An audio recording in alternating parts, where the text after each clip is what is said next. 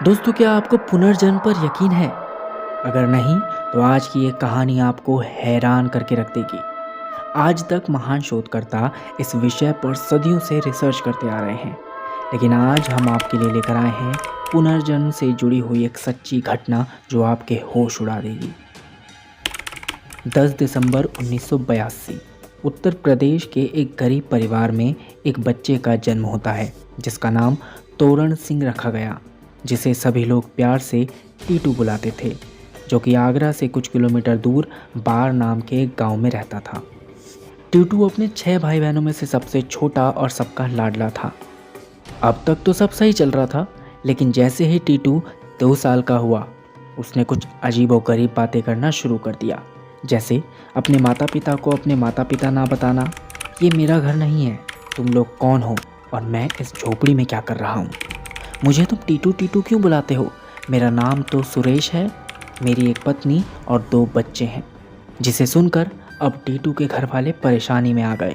उन्हें लगा शायद उनके बेटे पर कोई भूत प्रेत की बाधा है, जिसकी वजह से वो ऐसी बातें कर रहा है। लेकिन टीटू की बातें उसके माता पिता को परेशानी में डाल रही थी। कई बार तो वह अपने बड़े से घर और अपनी धन दौलत की बातें भी करता था। पहले तो लगा टीटू शायद अपने मन में आने वाले विचारों को यूं ही बोल देता है, शायद ये बच्चों वाली बातें हैं। लेकिन जैसे जैसे टीटू 4 साल का हुआ, वैसे वैसे उसका व्यवहार भी काफ़ी बदल गया। 4 साल का टीटू अपने पिता से रोज़ाना आगरा जाने की ज़िद करता, लेकिन उसके पिता अक्सर इस बात को टाल देते। लेकिन एक दिन उसके बड़े भाई अशोक ने टीटू से बात करने की कोशिश की। तब टीटू ने बताया आगरा में उसका बहुत बड़ा बंगला है और उसकी एक बीवी, 2 बच्चे हैं, और साथ ही आगरा के मॉल रोड पे उसकी एक रेडियो की दुकान है। जिसे सुनकर टीटू का भाई अशोक हैरान रह गया। अब टीटू की बातें सुनकर अशोक ने आगरा जाने का फैसला लिया, और जब वो वहाँ पहुँचा तो एकदम हैरान रह गया। दरअसल जिस रेडियो की दुकान का जिक्र टीटू कर रहा था, वो वहाँ सच में मौजूद थी, जो कि आगरा के मॉल रोड पर है। और उस दुकान में बेहद बड़े बड़े अक्षरों में लिखा था, सुरेश रेडियो। ये वही जगह थी जिस जगह के बारे में टीटू ने जिक्र किया था।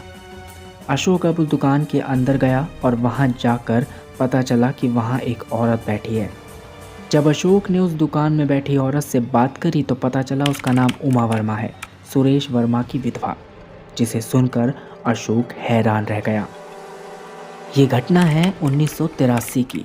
एक रात आगरा में रहने वाला एक बड़ा बिजनेसमैन देर रात अपनी बाइक से घर लौट रहा था। जैसे ही सुरेश 2 कदम अपने बंगले की तरफ बढ़ता, वैसे ही 2 अज्ञात हमलावरों ने सुरेश पर हमला कर दिया और बंदूक से सुरेश के सिर पर गोली मार दी और सुरेश की वहीं मौत हो गई। सुरेश वर्मा पर किसने हमला किया, इस बात का किसी को कुछ पता नहीं चला और मामला यहीं रफा दफा कर दिया गया। लेकिन अब 4 साल बाद ऐसी घटना सामने आई जिसे सुरेश के घर वाले और अशोक के घर वाले दोनों ही हैरान थे, क्योंकि अब एक 4 साल का लड़का सामने आया था जो अपने आप को सुरेश बता रहा था, और सभी हैरान थे। सभी लोग इसलिए भी हैरान थे क्योंकि टीटू की बताई हुई सारी बातें सच हो रही थी। अब धीरे धीरे इस बात के बारे में लोगों को पता चलने लगा। लोगों से ये बात फैलते फैलते मीडिया तक पहुंच गई, और मीडिया से पहुंचने तक ये बात पहुंची दिल्ली यूनिवर्सिटी में पुनर्जन्म पर शोध कर रही एक रिसर्चर एंटोनिया माइल्स तक। अब एंटोनिया टीटू की बारीक बारीक हरकतों पर नज़र रखने लगी। टीटू के परिवार वालों और सुरेश के परिजनों से बातचीत करने पर एंटोनिया ने अपने एक रिसर्च पेपर पर यह बात मेंशन की है कि टीटू और सुरेश का व्यवहार लगभग आपस में मिलता जुलता है, साथ ही उसकी बातें और उसके रहने का तरीका भी। वहीं टीटू से बातचीत करने के बाद पता चला उसको मारने वाला शख्स कोई नहीं बल्कि उसका बिजनेस पार्टनर ही था, जिसने उसे गोली से मरवा दिया था।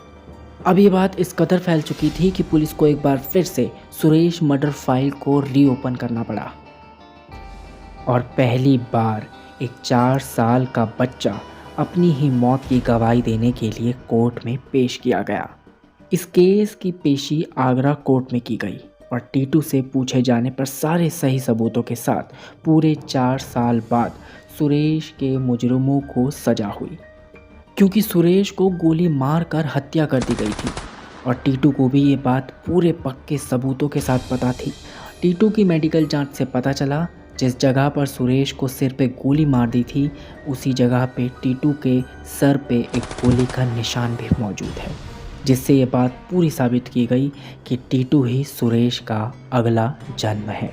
ऐसा कहा जाता है कि हिंदू धर्म के अनुसार जब हम पुनर्जन्म लेते हैं तो पिछले जन्म की कुछ निशानियां अपने साथ लेकर आते हैं, जिसे हम कहते हैं बर्थ मार्क। लेकिन आज तक टीटू के संबंध में रिसर्चर शोध में लगे हुए हैं।